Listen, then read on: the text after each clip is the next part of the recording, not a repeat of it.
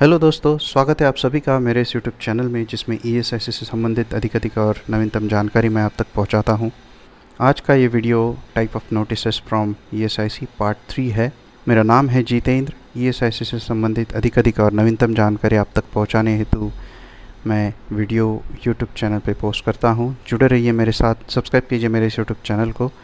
ESIC के बारे में अगर अधिक कुछ जानकारी आपको चाहिए तो मेरे फेसबुक, टेलीग्राम और व्हाट्सएप कॉन्टैक्ट डिटेल्स मैं यहाँ पे शेयर कर रहा हूँ। उसे आप सब्सक्राइब कर सकते हैं या उसके ज़रिए मुझसे कांटेक्ट कर सकते हैं। मेरे टेलीग्राम चैनल को भी आप सब्सक्राइब करें, जिससे जो लेटेस्ट वीडियो मैं पोस्ट करता हूँ उसके लिंक डायरेक्टली आपके मोबाइल पे आ सके।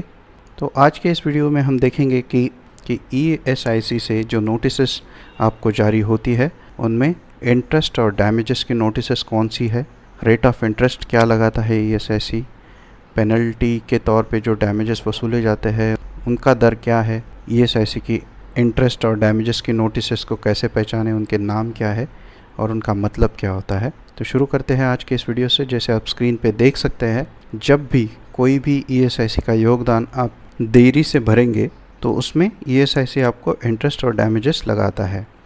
तो इंटरेस्ट तो हो गया कि आपने जो भी ईएसआईसी को योगदान देना था वो नियोक्ता ने अपने बिजनेस के लिए इस्तेमाल किया, इसकी वजह से इंटरेस्ट वसूला। और नियोक्ता ने एक गुनाह किया है, अपराध किया है, वो पैसा ईएसआईसी समय पर ना भर के, तो उसका कोई दंड नियोक्ता को मिले, इस तहत डैमेजेस क्लेम किए जाते हैं। तो ये दो अलग अलग पार्ट है, स्क्रीन पे आप दोनों देख सकते हैं। और जैसे अब तक आपके ध्यान में आ गया होगा कि इंटरेस्ट और डैमेजेस तब भी क्लेम किए जाते हैं जब प्रिंसिपल अमाउंट आपने भर दिया है ईएसआईसी को, क्योंकि जो देरी है या जो डिले हुआ है कंट्रीब्यूशन भरने में, उसकी शुरुआत कब से हुई, जिस दिन कंट्रीब्यूशन भरना ड्यू था तब से, और वो डिले ख़त्म कब हुआ, जब आपने एक्चुअल कंट्रीब्यूशन भर दी तब। तो जब कंट्रीब्यूशन आप भरोगे तभी पता चलेगा कि कहाँ से कहाँ तक या कितने दिनों का इंटरेस्ट क्लेम करना है, कितने दिनों के डैमेजेस क्लेम करने हैं। इसलिए जब तक प्रिंसिपल नहीं भरते तब तक इंटरेस्ट डैमेजेस की नोटिसेस आपको नहीं आती। जब आप प्रिंसिपल अमाउंट ईएसआईसी का प्रिंसिपल कंट्रीब्यूशन जब जमा कर देते हो, उसके बाद इंटरेस्ट डैमेजेस की नोटिसेस आपको ईएसआईसी से इशू होती है। पहला पार्ट हम देखते हैं कि इंटरेस्ट कैसे क्लेम किया जाता है, इसकी नोटिसेस को कैसे आइडेंटिफाई करें। जैसे आपको पता है कि हर महीने के 15 तारीख को ईएसआईसी का भुगतान हो जाना चाहिए।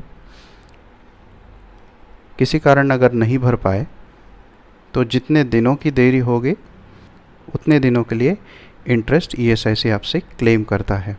ईएसआईसी का इंटरेस्ट क्लेम करने का दर 12% प्रति वर्ष है और एक एक दिन के लिए ये इंटरेस्ट कैलकुलेट होता है। प्रतिदिन ये इंटरेस्ट चार्ज किया जाता है। प्रिंसिपल अमाउंट पे करने के बाद इंटरेस्ट क्लेम करते हुए नोटिसेस आपको जारी होती है। नियोक्ताओं को जो नोटिसेस इंटरेस्ट क्लेम करने के लिए जाती है, ब्याज क्लेम करने के लिए जाती है, उनको C18 इंटरेस्ट और C19 इंटरेस्ट नाम से जाना जाता है। C18 क्या है और C19 क्या है देखते हैं। C18 इंटरेस्ट ये एक नियोक्ताओं को नोटिस जाती है, पत्र लिखा होता है नियोक्ता को कि आपने ये जो महीनों का योगदान था ये इस तारीख को ड्यू था और इतने दिन लेट आपने भुगतान किया।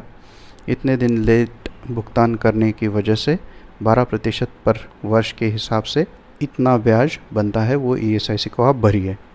इस तरह के इसमें कैलकुलेशंस होते हैं, जैसे आप स्क्रीन के पे भी देख सकते हो। 15 दिन की मोहलत दी जाती है नियोक्ताओं को और उस समय में नियोक्ता जो भी नोटिस है, जो भी राशि ब्याज के तौर पे ईएसआईसी ने डिमांड की है, उसको भर के जिस कार्यालय से ये पत्र प्राप्त हुआ है उस कार्यालय को सूचित कर सकता है। इस नोटिस पे right hand side top corner पे C18 इंटरेस्ट करके लिखा हुआ होता है। अगर C18 इंटरेस्ट का कंप्लायंस नहीं किया गया तो C19 इशू होती है। C18 जो होती है वो नोटिस इशू हुई होती है नियोक्ताओं को। C19 इंटरेस्ट जो है वो एक पत्र है, वो लिखा जाता है ऑथराइज्ड ऑफिसर से ईएसआईसी के रिकवरी ऑफिसर को और उसकी एक प्रति नियोक्ताओं को मार्क की जाती है।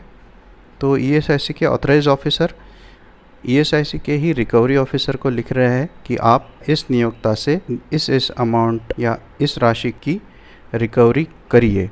जैसे आप स्क्रीन पे देख सकते हैं, इस केस में रिकवरी ऑफिसर ईएसआईसी के प्रावधानों के अनुसार नियोक्ता से इंटरेस्ट की अमाउंट रिकवर करता है। साथ ही में डैमेजेस के भी क्लेम आते हैं। डैमेजेस एक पेनल्टी है, जैसे पहले कहा गया, देरी से भरने के लिए कुछ तो नियोक्ताओं को पेनल्टी लगे, इस हिसाब से डैमेजेस वसूले जाते हैं। डैमेजेस के रेट चेंज होते हैं, जितनी देरी ज़्यादा उतने डैमेजेस के रेट ज़्यादा है। जैसे आप टेबल में देख सकते हैं कि 2 महीने तक अगर देरी है तो 5% के रेट से डैमेजेस क्लेम किए जाते हैं।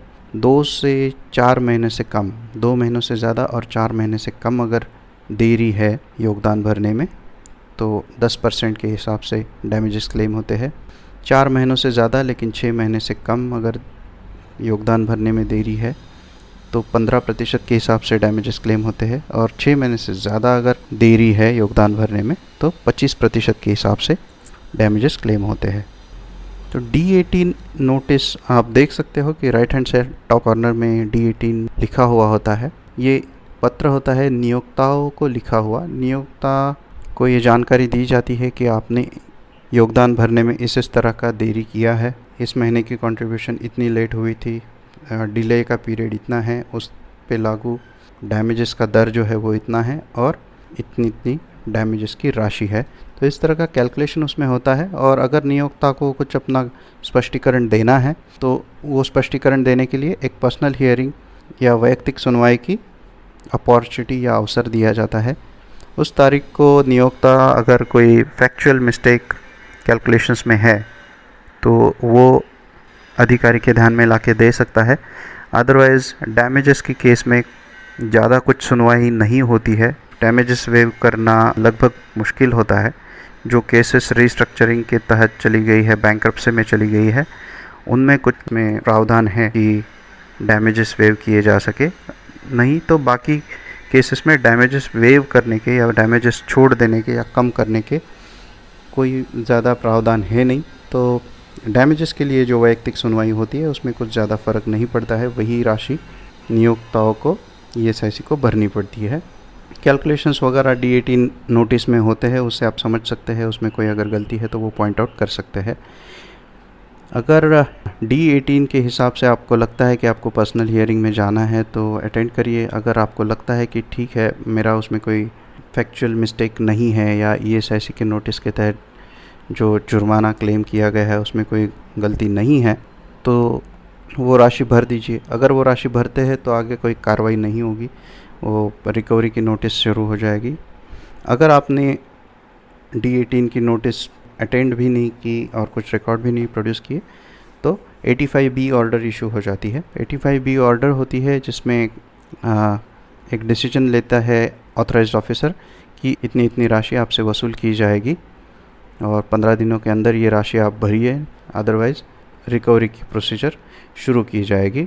तो वो उस ऑर्डर में जो राशि भरनी है उसका ज़िक्र होता है। अगर 85B ऑर्डर की कंप्लायंस करके आप पैसे भर देते हैं तो ये नोटिस वहाँ पे क्लोज़ हो जाती है। अगर उस पीरियड में 30 दिन का समय दिया जाता है, 30 दिन के अंदर 85B में जो राशि आपको बताई गई है उसको आपने नहीं भरा तो D19 नोटिस जारी होती है। D19 नोटिस एक पत्र होता है जो ईएसआईसी के ऑथराइज्ड ऑफिसर रिकवरी ऑफिसर को लिखते हैं कि इस नियोक्ताओं से इस राशि का आप प्रावधानों के अनुसार वसूली करिए। तो इसकी एक कॉपी मार्क होती है नियोक्ताओं को पता हो कि इतनी राशि उनसे ईएसआईसी के रिकवरी के अधिकारी वसूल करने वाले हैं। तो D19 एक बार इशू हो गई तो इसको कोर्ट में ही आप चैलेंज कर सकते हैं, और कोर्ट में चैलेंज करके भी उसका कोई ज़्यादा मतलब नहीं निकलता। पहले जैसे मैंने आपको बताया कि डैमेजेस की जो राशि होती है वो प्रिंसिपल अमाउंट से ऊपर नहीं हो सकती। जैसे प्रिंसिपल अमाउंट अगर तय किया गया है 1000 रुपया और 1000 रुपये आपने ईएसआईसी को लेट भरे हैं तो इसका जो भी डैमेज आएगा वो 1000 रुपये के ऊपर कभी भी नहीं जा सकता। तो ये लिमिटेशन है, इसलिए डैमेजेस की अमाउंट 100% से ऊपर कभी भी नहीं जा सकती। नियोक्ताओं को ईएसआईसी से जो भी नोटिस इशू होती है उसमें से इम्पॉर्टेंट नोटिसेस लगभग हमने सभी पार्ट 1, 2 और 3 में देखी। मुझे यकीन है आप सभी को इन सब नोटिसेस को आइडेंटिफाई करने में, उसका मतलब समझने में इन वीडियोस से आसानी होगी। आपको और कुछ ज़्यादा जानकारी अगर चाहिए तो आप मुझसे कांटेक्ट कर सकते हैं। मेरे कांटेक्ट डिटेल्स भी आप स्क्रीन पे देख सकते हो। मेरा अगला वीडियो अटल बीमित व्यक्ति कल्याण योजना, जो अनएम्प्लॉयमेंट अलाउंस है ESIC के तहत, उससे रिलेटेड जो लेटेस्ट इन्फॉर्मेशन आई हुई है